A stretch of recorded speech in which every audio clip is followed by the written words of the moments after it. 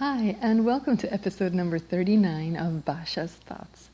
Today, I'd like to present to you some ideas I have around unifying and transcending dynamics. That's what I call it, anyways. But let me first give you an idea of where all of this comes from and what it is about. So to start with, I was looking at the world and the problems we have in the world, and all kinds of problems. Everything from depression, anxiety, things that may seem quite personal, to really large problems that are of a global nature and may actually be leading us into extinction, as it has in terms of many types of species. I heard somewhere that in the last 50 years, we've eliminated some 40% of biodiversity we used to have. So we're moving pretty quickly in that sense. My idea was to have a look at all of these problems, and instead of trying to pick a particular solution for a particular problem, trying to see if there's something that they all have in common. Because if we can find the underlying dynamics that actually leads to all of these problems as manifestations of it, well then perhaps there might be a way of tweaking that dynamics and then consequently opening up for the possibility of solutions in many different areas. And when I started to look at the underlying dynamics and listen to all kinds of talks and presentations and reading different essays, what I do find is that there seems to be one, and it has to do with our way in which we relate to ourselves and to the world. If we were able to tweak that way of relating to ourselves and to the world, we might be able to change a lot of things.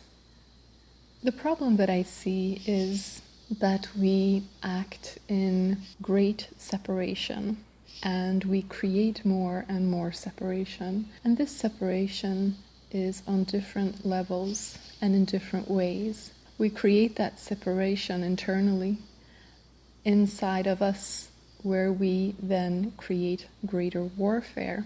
And there's a part of us that attacks another part. And so we have internal separations, and we lack integrity in that sense, internal integrity. And then when we relate to others, there we also find greater and greater separation in terms of how we see things, in terms of how we feel. And we get deeper into separating emotions. So this is something that we talked about in the previous podcast, where we talked about unification bringing meaning to us.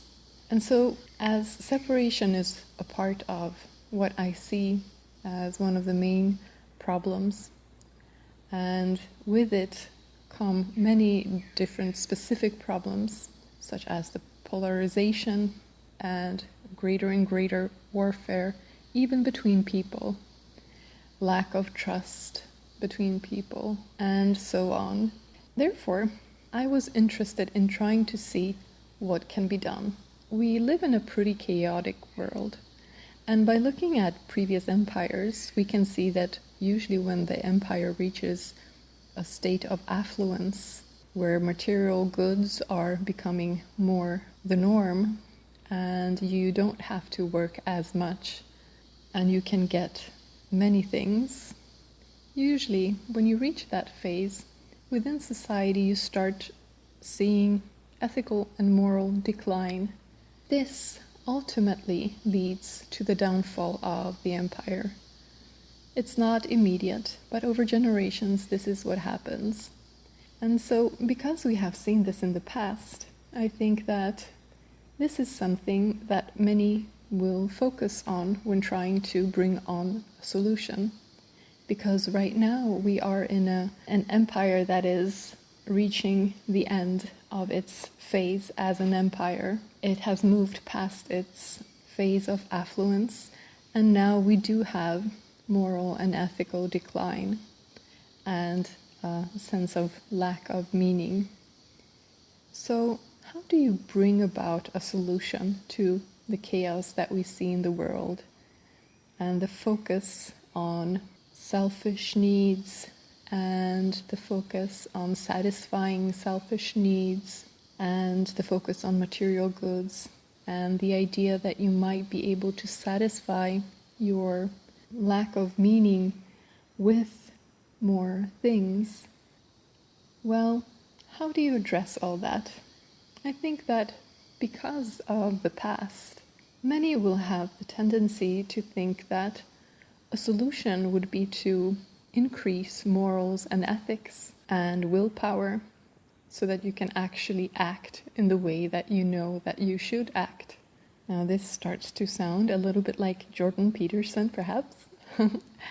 And so this is why I believe that a lot of people resonate with him, because indeed it is helpful in the moment for a while for a person in order to suffer a little bit less, not be overtaken by the parasitic programming that is hijacking the person through our current technologies, and use some willpower and base it on some ethical or moral judgments about the world. And we do see others as well moving in that direction, moving in a direction of wanting to act in such manners. And we do have people who are waiting for the messiahs to come so that we can all follow him and do as he says.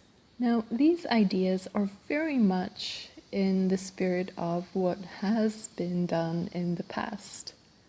But of course, because it has been done over and over, we kind of know what it actually leads to. Yes, it might be a little band-aid for a while. It may help for a while. But we also know a lot of the problems that it brings about. It does not solve the internal warfare. It does not solve the problem of separation. And as long as we have the internal warfare going on inside of us where, let's say, I really want one thing, but I'm forcing myself to do something else because of different reasons, perhaps because of society, and I am shamed into acting in a particular way because acting in any other way would not be according to the current societal rules, and I would be feeling shame. Or maybe because I feel that there's some deeper ethical value, and I would feel guilty if I actually did that, although I kind of really want to. So these kinds of internal warfares, as long as they exist on the inside, they will always be manifested on the outside. And this idea of having moral, ethical values that are strong and willpower and acting in that way, this is how I see that the United States was created. And this is what I see it being based on. Creating a government that was supposed to be based on ethics and bound by the people, so that it would be important for everyone to act and educate themselves to learn how to act within that system. And this government would also bind these predatory incentives that you have from the markets, because the markets might want to do things that are short-sighted, not best for all, and would bring some people or groups of people a lot of money. So these kinds of incentives that are not good for all would be stopped, because the government would have the power, the willpower to act and say no. The police comes in, or the justice system comes in. But of course we know that this hasn't really worked out, because the markets have taken over. The incentives of the markets have infiltrated the government and the people, trying as much as they can to organize everything according to incentives that are not helpful for all. And so we know that this is not a model that has functioned. So the idea of using ethics and morals and creating an internal warfare and separation is problematic. But if we don't do that, what can we do? Because there is a lot of chaos, and so just doing a little bit of that makes us feel a little bit better, as it has in the past. What is an alternative way that could be potentially something very different that might actually work and work out so that we become much happier, much more united, and can move through the crises that we are facing? Well, this is what I'm calling the unifying and transcending dynamics. The idea is not to base it on morals and ethics, not to try to create that as a higher value to which we should aspire by using our willpower. To me, willpower is something of an emergency measure that we can use, but is not something that we should be basing the whole system upon. I think it is much more efficient to base it on structures that slowly lead us towards or lean us a structure that is leaning in the direction of becoming more unified, as opposed to trying to will ourselves to do things. The structures that we have in place right now are tilting all of us in the opposite direction of greater separation, which is greater separation in thought between us, in understanding between us, in how we feel, and so creating more fear. So the unifying and transcending dynamics I've called unifying because that is one of the keys, and the key issue is to unify within all the areas of experience. As we spoke in the previous podcast episode, we have thoughts, feelings, emotions, and perceptions. So creating unification in each of these areas in different ways. So this is a heart-centered dynamics. So it's not willpower based. Instead, our will to do something comes from the inspiration that comes from our heart. And so we need access to our heart. And it is a new way of relating internally to ourselves and externally to the world and to other beings as we interact with them. This unifying dynamics is not something that requires conformity. This is something that the moral and ethical system with great willpower is likely to lead to, as that system is likely to lead to something more totalitarian, where fear is rampant and where we have to protect ourselves. Everyone is at war, and so we need to eliminate the problematic areas, and so we need everyone to conform. We impose a structure from the top down, and we say, this is what you have to do, this is how you have to act. And then everyone becomes more or less the same. They learn the same kinds of things, and then can be steered top down.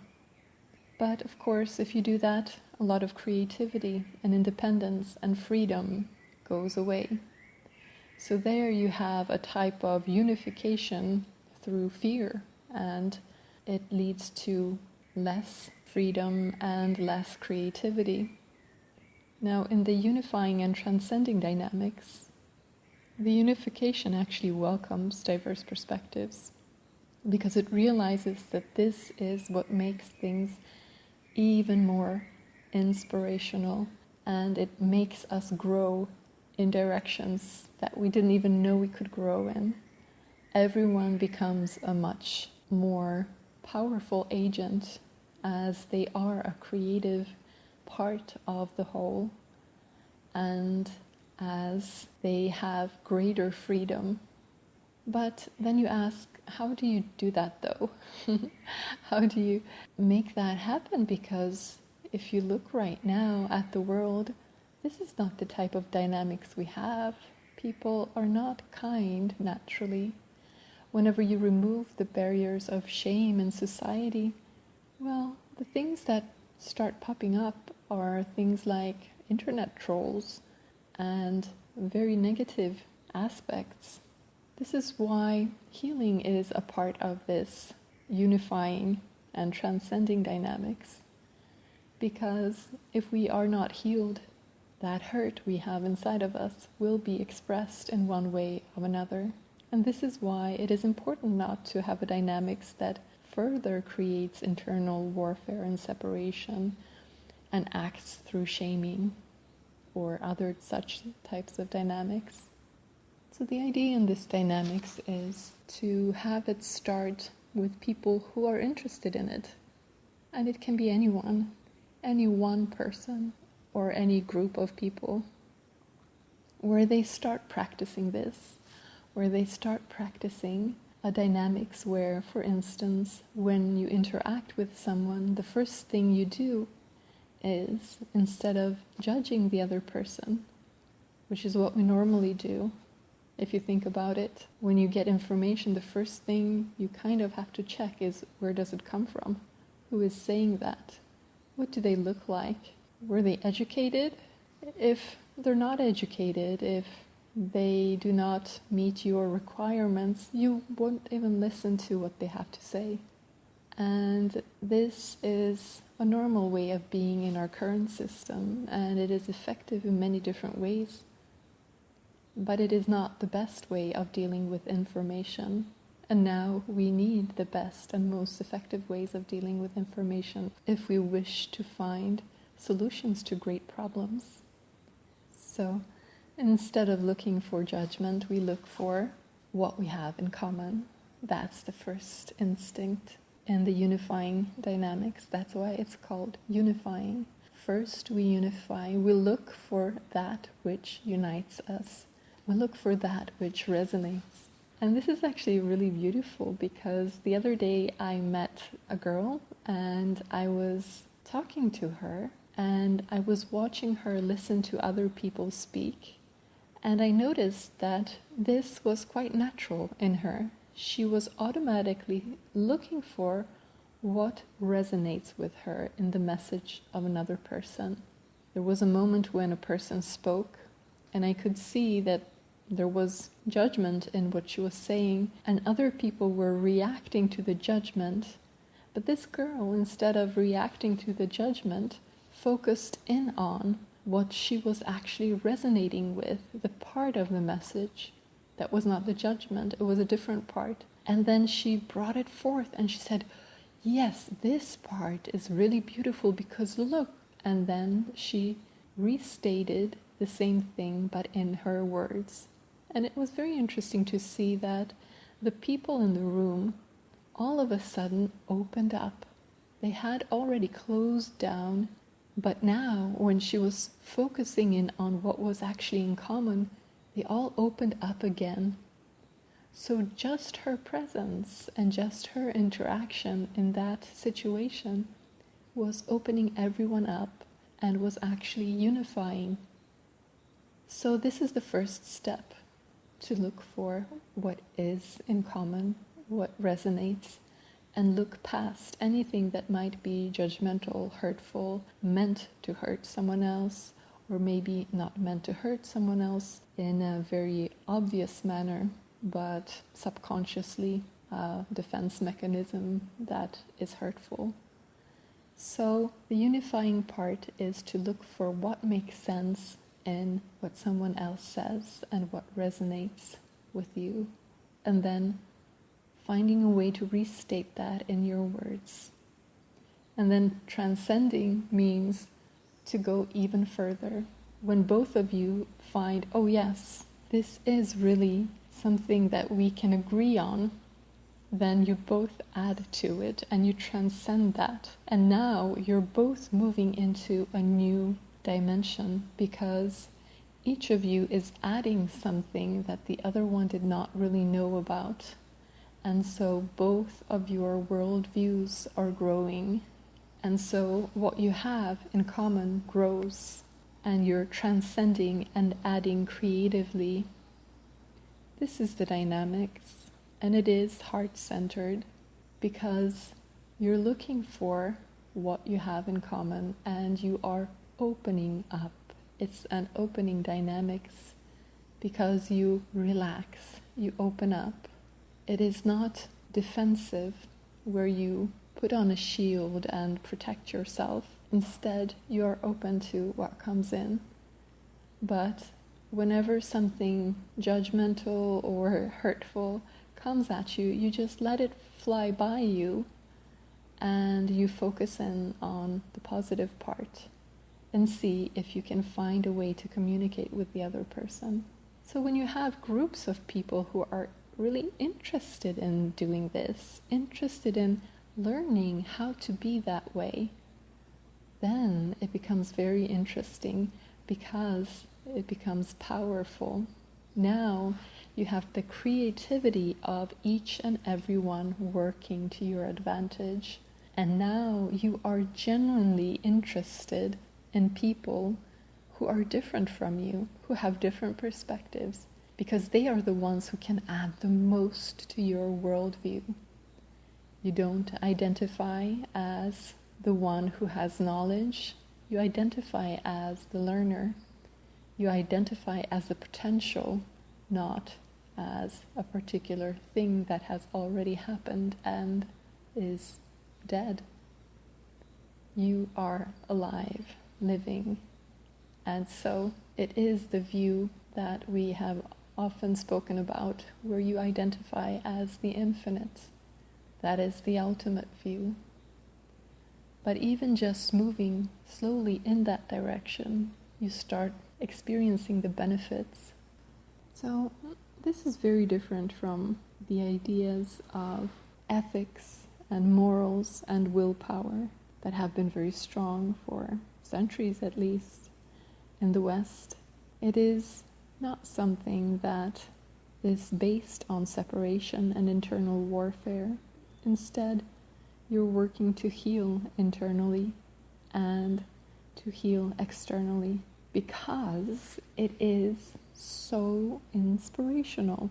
Because the things that you can find, you can go into a state of flow where you have insight after insight after insight, and then you think it can't get any better, but then of course it does. And as you interact with people, that becomes fascinating instead of it being a war. That is where you find the meaning, the beauty, and the inspiration. That's where you find the creativity so that you can move forth and start creating solutions to all kinds of problems. So if we decided that we were interested in that type of dynamics, and we started to step by step implement it in little ways in our life, well, then that might create the type of society that we are looking forward to, with beautiful interactions between people. That was it for today. Thanks for listening, and I'll talk to you in another podcast episode. Take care.